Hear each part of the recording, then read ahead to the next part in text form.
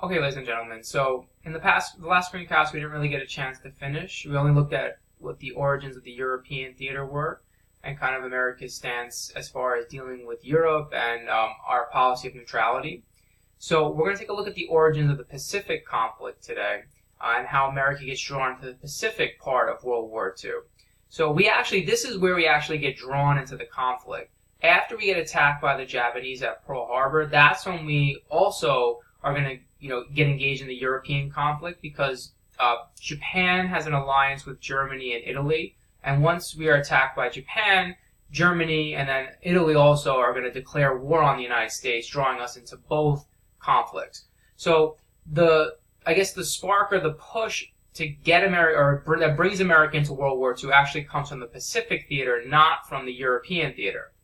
And I think a lot of Americans' mindsets, their focus is on the European theater because we have European origins, so we're not as focused on the Pacific theater. Now, that doesn't mean that the U.S. government is not concerned about what's going on in the Pacific. I think the U.S. government is very concerned about what's going on in the Pacific because Japan is being super aggressive out in the Pacific and taking over the Southeast Asian islands and threatening to kind of take over American positions in the Pacific. So the American government is concerned about it, but I don't know if the American public's attention is as much on Japan as it is on European conflict and the European theater.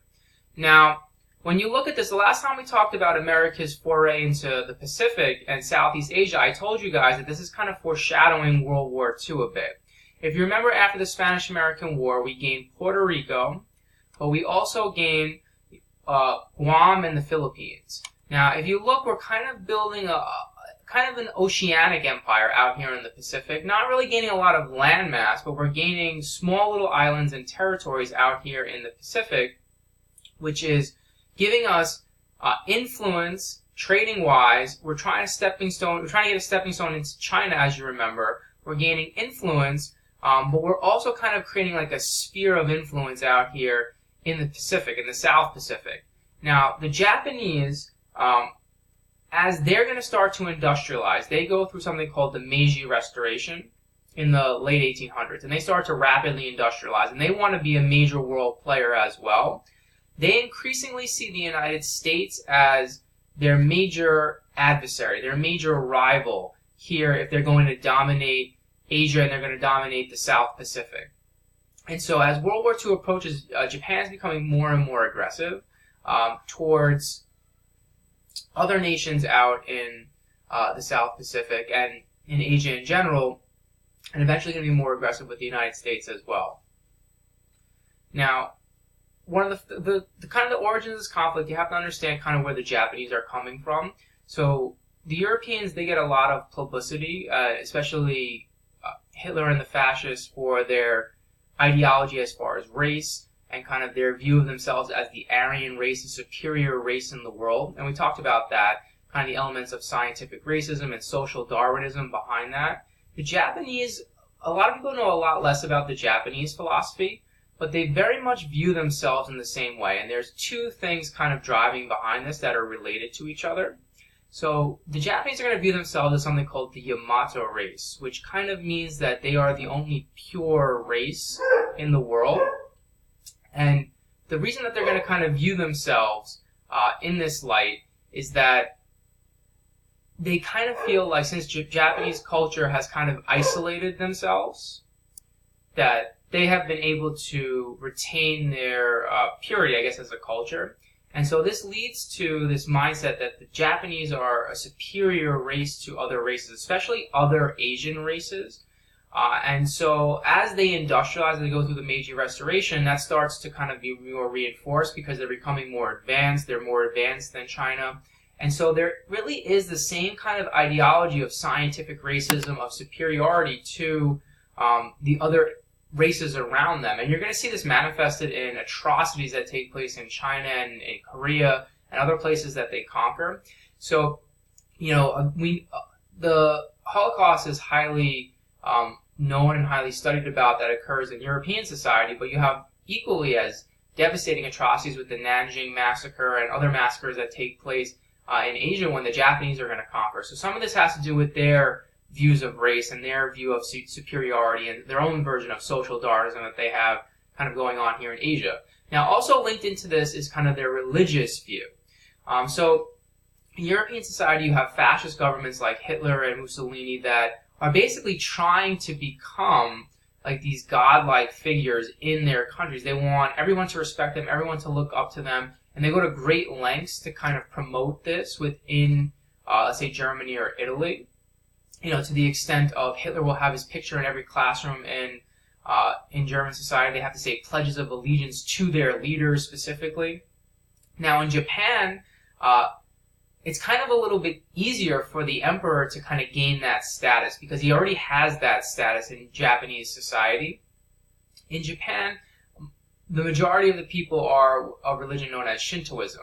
So when you study this in global history, you study and focus upon the aspect of that they worship nature and that everything in nature is considered to have a spirit and that aspect of it. Now, the other aspect of Shintoism is that the emperor is considered to be a kami, which is their word for God, and a god on earth, basically. So the emperor embodies a god, and so his word is kind of unquestioned, and the devotion to the emperor is kind of unquestioned. So it's going to lead to a fanaticism in the Japanese, and this combined with their concept of the Yamato race is going to lead to them believing that they're superior to the races around them and other people of the world, and it kind of creates this ideology that conquest is not only acceptable but is necessary to kind of promote their race and promote their ideology throughout the world. So you definitely see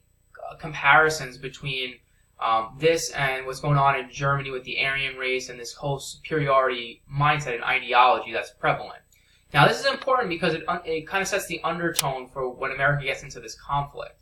Now, that's kind of the philosophy behind it. But when you look at the practical things that are going on behind it, you have the battle over influence here in the Pacific. But the second thing that's going on here is that, the United States is engaging in trade. And one of the countries that we do trade with prior to World War II is going to be the Japanese. So we don't cut the Japanese off completely from trade. We keep trading with them for a significant amount of time, into the 1930s. Now, increasingly, we're getting upset about what the Japanese are doing. The Japanese are being more and more aggressive in the Pacific.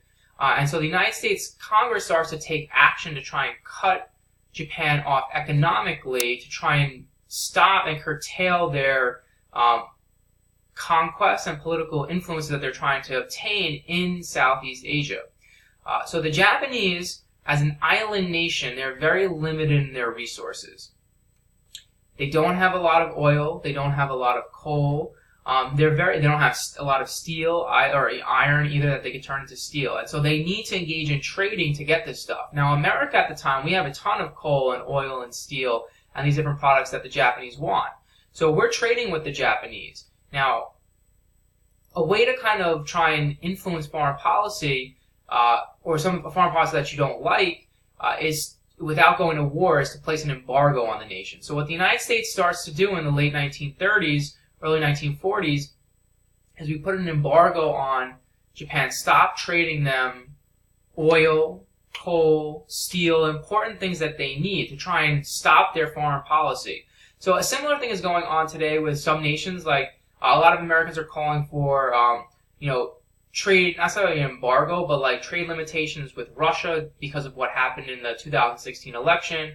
Other people are calling for increased sanctions on North Korea because of their, nuclear testing that's taking place. So countries do this throughout world history. Now, the Japanese, in response to these embargoes, take a very extreme measure. They want to try and conquer all of Southeast Asia. They want to conquer all of this territory. So they see the United States and kind of standing in their way. And they knew they were going to have to fight the United States eventually, but these actions and these embargoes kind of just accelerate their desire to try and attack the United States. So they're going to set their sights on Pearl Harbor as the military installation that they would like to attack. Now, the reason that they decide on Pearl Harbor is that America recently moved their Pacific fleet. So we had two fleets as far as naval ships. We had one fleet stationed in the Atlantic and one stationed in the Pacific. Now, originally our Pacific fleet was stationed in California, off the coast in San Diego. but they moved the fleet early in the 1940s to Pearl Harbor and Hawaii. Why? We're anticipating potentially having to get into this conflict here with the Japanese, and the government is kind of preparing for that just in case. So the Japanese see this as a way to try and knock out American military installations in the Pacific, and then conquer what they need to conquer so that they can gain the resources that they need. They can set the empire that they need up before the United States can rebuild and kind of re-engage in the conflict. So on December 7th, 1941, the Japanese are going to attack Pearl Harbor. And it is a sneak attack on the United States. The United States doesn't know it's coming. We kind of have an idea that they are going to attack us somewhere in the world. Military intelligence comes out at the time that they have an idea that the Japanese are preparing for war and might be attacking us. But all the military intelligence is pointing to them attacking us here in the Philippines or maybe Guam because it's so much closer to the mainland of Japan. We had no idea that they had the ability to come and attack us at the time all the way in Hawaii. So we are caught off guard and caught by surprise. Some of the carnage here is pretty devastating. They sink a significant amount of ships. We're a little bit, I guess you could say, lucky in a certain sense. Some of our ships are off doing military drills at the time. So not all of our destroyers, not all of our naval carriers are sunk, but a significant amount of them are. And so this has major ramifications for the United States. First, it devastates and hurts a lot of our naval capacity out in the Pacific. Not for long, but at least for enough time for Japan to really conquer huge territories here in the Pacific, South Pacific. And so by 1942, 1941, they've conquered a lot of these islands out here. And they're threatening all of mainland China. They're threatening Australia. So they've created a huge empire by this time. We're able to rebuild relatively quickly and kind of engage in the conflict. So one, it knocks out some of our military installations. Two, it's going to change public opinion about the war almost overnight. So I remember I told you in the last screencast that we have between 95 and 98% of Americans are against entering the war. If you polled Americans December 8th, December 9th, right after Pearl Harbor, the numbers are almost completely reversed. So you have now 98% support for the conflict. And so the direct attack is what really prompted Americans to throw their support, because now they see the necessity for America to enter. We've been attacked directly. Now, I think some interesting comparisons that are made between Pearl Harbor and modern day events. Some people will make the comparison between Pearl Harbor and September 11th as far as triggering conflict in the world and triggering a change in Americans' mindset as far as attacks are concerned. So I want you guys to think it's something that you can think about, whether you think Pearl Harbor is the same as September 11th or if the conflicts and the attack are very different events in your mindset. And kind of what you think about the situation. Now, nevertheless, this does draw the United States into World War II, and this is the spark that kind of brings us into the conflict.